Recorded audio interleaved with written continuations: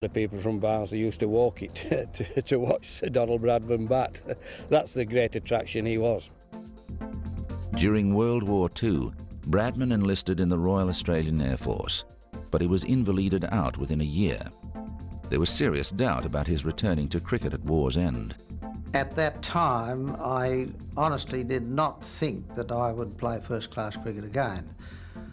But you want to cast your mind back to the euphoria that existed in the community with the end of the war, and particularly in England. They were very, very anxious to get cricket started again, to give them some relief from the conditions that they'd endured for several years. In 46, 47, when England came out, he was very reluctant to play again, and I think he only played again then because he felt it was the right thing to do for cricket.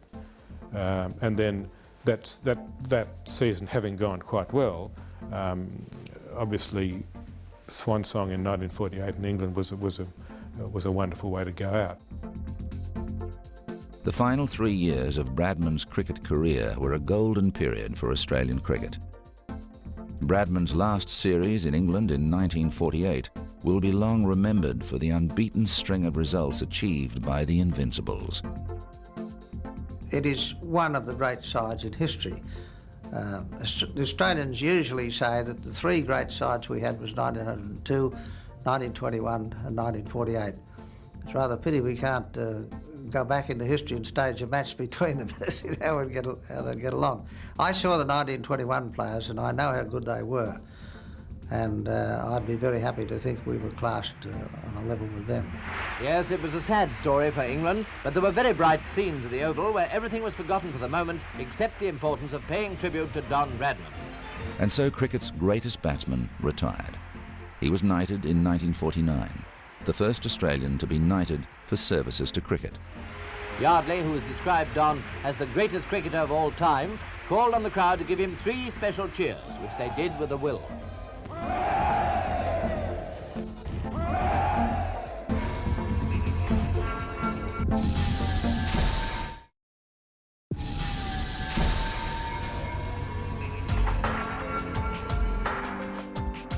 Sir Donald Bradman served as an Australian selector and as a South Australian delegate to the Cricket Board of Control. In 1960, he became the first ex-player to be appointed chairman of the board. Don Bradman's influence on Australian cricket goes far beyond the 20 years that he played the game, because he was an administrator then for over 30 years. He was an Australian selector for over 30 years and was in fact a selector when Australia played the West Indies in 1960-61. He was chairman of selectors at the time, a series which is widely credited as being one of the most exciting, interesting, invigorating series of all time. Sir Donald Bradman lived to the age of 92. His death in February 2001 was received with deep sadness across the cricket world. Don Bradman played in 52 Test matches. He made 6,996 runs at an average of 99.94, including 29 centuries. He made 12 Test double centuries, more than any other player. In all first-class cricket, he played 234 matches for 28,067 runs at an average of 95.14, including 117 centuries. I love a little story that Dennis Compton and Don Bradman were sitting at the Adelaide Oval one day, and it was in, I think it must have been about the sort of 86, 87 series or something, and Compo asked the Don how he thought he'd get on against this England bowling attack, and he said, I'd probably average 50. And Compo said to him, he said, average 50, Don? He said, you average 99.9. He said, yeah, but I am 85. You know, so yeah, he obviously had a sense of humour right up to the end of his life. Sir Donald Bradman is the most famous Australian ever. Not just happened to be the greatest cricketer of all time, but the most famous Australian ever. It was the closest thing to perfection, and yet he wasn't perfect the way he played. Everyone taught you to hold the bat together and hold your hands like that. He used to bat with his hands apart. He's the first one that really worked the game out, really worked out how to play the game statistically wise and keeping the ball on the ground. 6,996 runs, he only hit 6 Test sixes in his time, where you look at Gilchrist, he hit close to 87. So, an amazing player, hit a lot of fours, kept the ball on the carpet. Whether it's a sticky wicket, a wet wicket, or a wicket was absolutely flat, he had all the answers. What a great player Sir Donald Bradman was. You've only got to look at his figures, and his figures show that he's the greatest batsman that's ever lived, and the greatest batsman. I can't see anyone ever in history being as good as him, as good as Bradman. He was a very, very private person, Bradman. He didn't like the intrusion on his private life that the fame brought. That's not to say he was a recluse. He's called a recluse. He wasn't a recluse. When you met him, he was open, quite light-hearted, entertaining, great sense of humour. He had a great shout of a laugh, and you know, he liked telling stories and hearing stories.